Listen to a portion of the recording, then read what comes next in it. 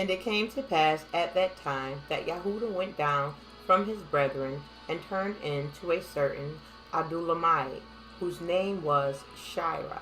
And Yahudah saw there a daughter of a certain Canaanite, whose name was Shua.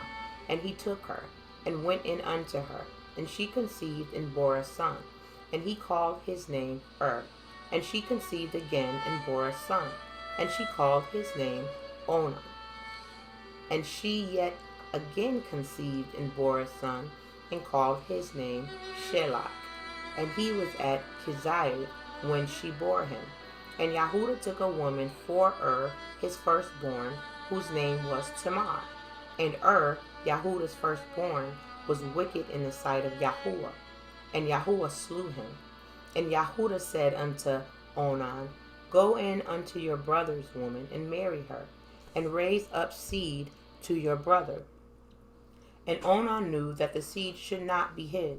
And it came to pass, when he went in unto his brother's woman, that he spilled it on the ground, lest that he should give seed to his brother.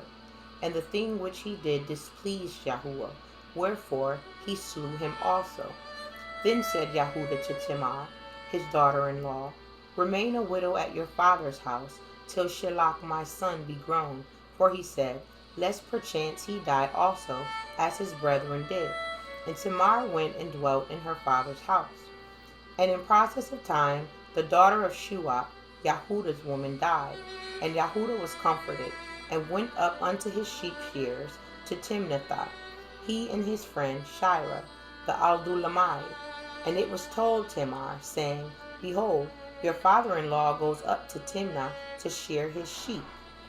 And she put her widow's garments off from her, and covered her with a veil, and wrapped herself, and sat in an open place which is by the way to Timnah. For she saw that Shelah was grown, and she was not given unto him to be his woman. When Yahudah saw her, he thought her to be a harlot, because she had covered her face. And he turned unto her by the way, and said, Go to, I pray you, let me come in unto you. For he knew not that she was his daughter-in-law. And she said, What will you give me, that you may come in unto me? And he said, I will send you a kid from the flock. And she said, Will you give me a pledge till you send it? And he said, What pledge shall I give you? And she said, Your signet and your bracelets and your staff that is in your hand. And he gave it her, and came in unto her, and she conceived by him. And she arose and went away, and laid by her veil from her, and put on the garments of her widowhood.